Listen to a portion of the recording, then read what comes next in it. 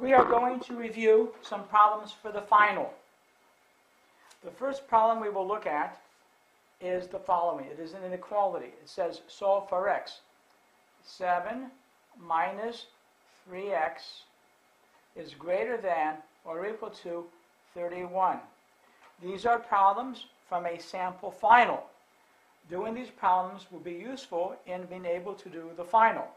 We will not teach every problem in great detail because we are not going to do the whole course in 1 or 2 hours. We're simply doing a quick review.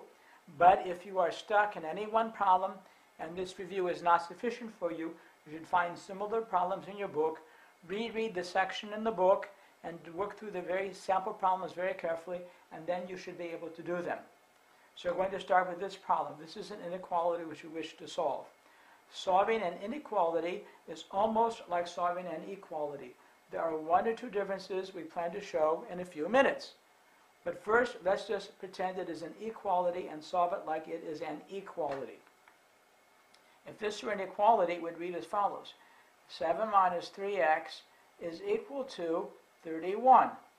In solving an equality, we must remember some basic principles. The most important principle is what I call reverse PEMDAS. If you think of an equality as a treasure hunt, or as unwrapping a gift, you can think of how to solve it. Every time an equation was written, it means something took place. The author of the problem did something. First, he started with the number x. Whoever created this problem chose or started with x. All right, the first step was start with x. Start with x. Then he did something to it. He wrapped it up, something like wrapping up a gift. Suppose, for example, you were to go to a store and buy a beautiful crystal vase for a friend you're going to give to the person as a gift. You take the vase to the counter. The store owner or the cashier, whoever it is, will wrap up the vase in sort of special tissue paper or wrapping paper. Then he puts it in a box. Then he puts a lid on the box. Then, if you want, he'll put gift wrap paper around it. So after the lid is on, he'll put gift wrap paper and perhaps even a bow or ribbon on top. When your friend unwraps the gift, it's the opposite action, opposite order.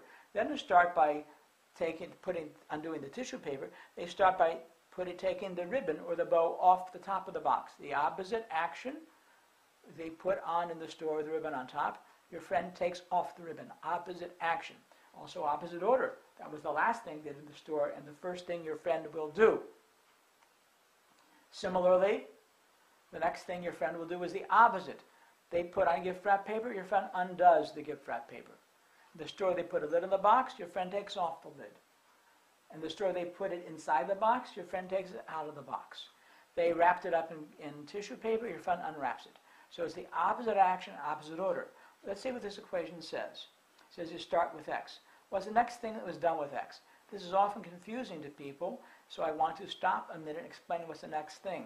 Let's rewrite this equation above as 7 plus negative 3x. We are not going to look at the operation of subtraction. Instead, we will only look at adding opposites. So 7 minus 3x should be 7, then plus sign, added to negative 3x. It is not important mathematically that you write it this way. It is certainly accepted if you solve the problem without writing it this way. However, educationally, many students get confused if they don't. This step is not educationally an extra step. You want to know you're adding 2 numbers, 7 and minus 3x. Because at PEMDAS, it says the minus 3 was first. This says the person started with x, and then he multiplied it by, negative 3. That's the next thing your friend, whoever wrote the equation did. The third thing the person who wrote the equation did was they added 7. Added 7. Whether I write 7 plus minus 3x, or I write minus 3x plus 7, both ways mean I'm adding 2 numbers, negative 3x and 7. From the point of view of PEMDAS, they say the same thing. It does not matter whether you see the negative 3x first or you see the 7 first. It simply means they're adding 2 numbers. They're taking x multiplied by negative 3. After they do that, they're adding 7. It must be understood that they both are the same thing. Finally, when they're all through, I really say the word end with, I'd rather say end with 31. So the person who wrote the equation did the following 4 steps. They started with the number x, he multiplied by -3, he added 7, he added with 31. How do you know that's what the person who wrote the equation or designed this problem did? PEMDAS tells you that. How do you solve? Reverse PEMDAS. If you think an equation being a balanced scale, you must remember that in solving an equation, you do the same thing to both sides. So we're going to start with 30. We end with 31. Our first step is we start with 31. So starting with 31, we have as follows. We have 7 plus minus 3x equals 31. We start with 31 and we do the opposite of 7. Some people say, I subtract 7. I always prefer to use the inverse of the opposite. The opposite in addition of 7 is -7. Please notice the operation is important. If I were multiplying by 7, the opposite of 7 under multiplication is 1/7. Multiplying by 1/7 or dividing by 7 is the opposite of 7 under multiplication.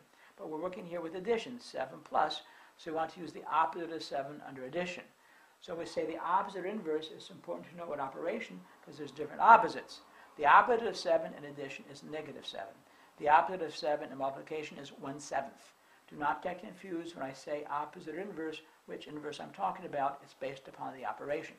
So the way I prefer to write it is as follows. All right, -7 plus 7 plus -3x. I should really do this in red. Let me pull out a red marker because I want to show you what I changed. What I changed, I put a -7 on the left. I also do the same thing on the right. I put on the right side of the equation, I also put a -7. And when I say I start with 31, I really should have written the right side first. I really should have said this part on the right I should have done first. -7 plus 31. Then, because an equation is the balance scale, I do the same thing on both sides. Now we notice -7 and 7 are 0. So the left side becomes -3x, and the right side becomes 24. The next step is I want to get rid of the -3. How is the -3 attached to x? It was multiplied by -3. So you can say if you want to divide by -3, I prefer to say I multiply by -1/3, the opposite. So I multiply both sides by -1/3. I write here -1/3. Now I'll repeat both sides. -1/3 times -3x equals -1/3 times 24. The -1/3 of the -3 multiplied to be +1.